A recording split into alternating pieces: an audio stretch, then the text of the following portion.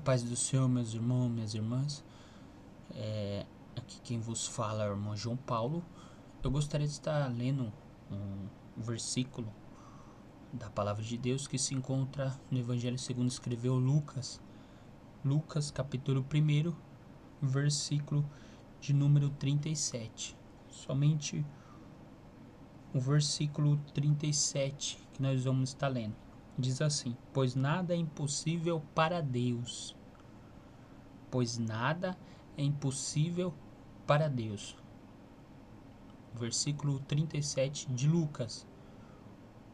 Meus irmãos, o que eu vejo aqui na palavra de Deus, o porquê dessa palavra, essa afirmação. Quem escreveu esse evangelho foi o próprio Lucas. Lucas era considerado um historiador. Ele foi atrás dos fatos acerca de Jesus, os fatos, ele narrou tudo aquilo a qual Jesus estava fazendo aqui nessa terra. Ele narrou, ele foi atrás, ele pesquisou, ele foi procurar com as pessoas que ainda estavam vivos naquela época para poder estar escrevendo, narrando também os fatos. Outros fizeram, também Lucas fez. Lucas, considerado o médico amado. O apóstolo Paulo chama ele de médico amado. Então ele foi atrás. E tem coisas que ele dá mais detalhes do que os outros evangelhos. Você vê que em Mateus não há detalhes da infância de Jesus. Lucas já fala. Aqui também. Por quê? Porque também especificando que cada evangelho foi feito para determinadas pessoas, determinados povos. Um exemplo é o próprio evangelho de Mateus, foi escrito para estar instruindo os judeus. O evangelho de Marcos foi escrito para estar instruindo os romanos. O de Lucas mesmo foi escrito para estar instruindo os gregos. E o que acontece? Aqui, quando o Lucas está falando, isso, narrando no caso, quem falou essa palavra, essa afirmação, foi o anjo Gabriel, enviado por Deus para estar avisando a Maria que Jesus iria vir e que ela foi a escolhida para que através do ventre dela o Espírito de Deus cobrisse ela e gerasse nela o próprio Cristo. E Maria, ela era prima de Isabel.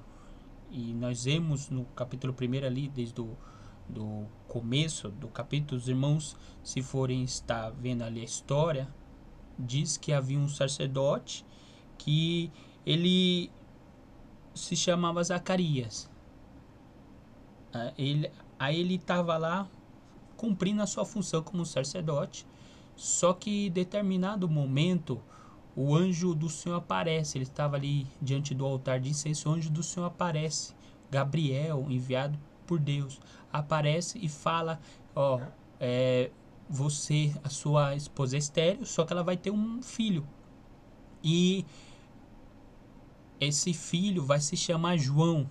E ele vai e começou a instruir. Ele vai ser cheio do Espírito Santo.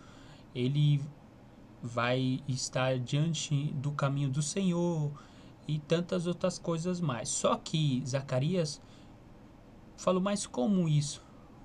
Como isso? Ele falou: ó, você está duvidando? Mas é como se fosse isso. Parafraseando o texto, disse: você está duvidando? Então você não vai falar. Você só vai... não, só falou, você não vai falar. E assim sucedeu, ele ficou mudo. Aí, o que aconteceu? Ele, claro, que ele dormiu com a própria esposa, dormiu com a esposa e gerou um filho na sua... Eles já estavam de idade, já estavam de idade, aí gerou um filho. E o que aconteceu?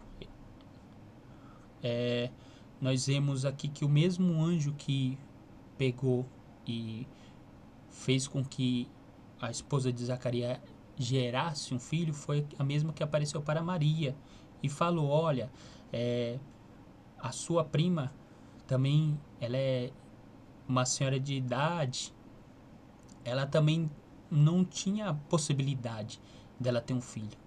Aí ele fala esse texto, aí ele dá essa afirmação. Por quê?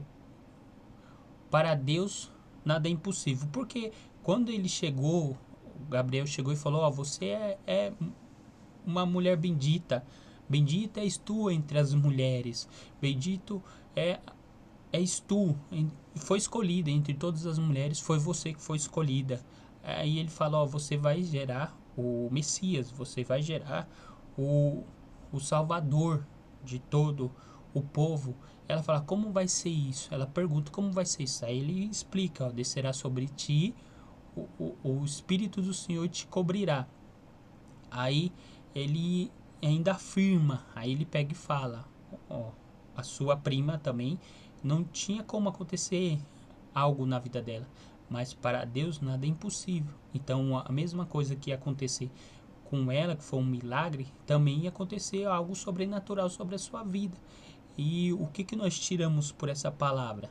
Uma afirmação que é verdadeiramente verídica. Para Deus nada é impossível. Quando Deus quer efetuar um milagre, quando Deus quer efetuar, seja a salvação de uma vida, um livramento, seja abrir uma porta, seja o que for, para Deus nada é impossível.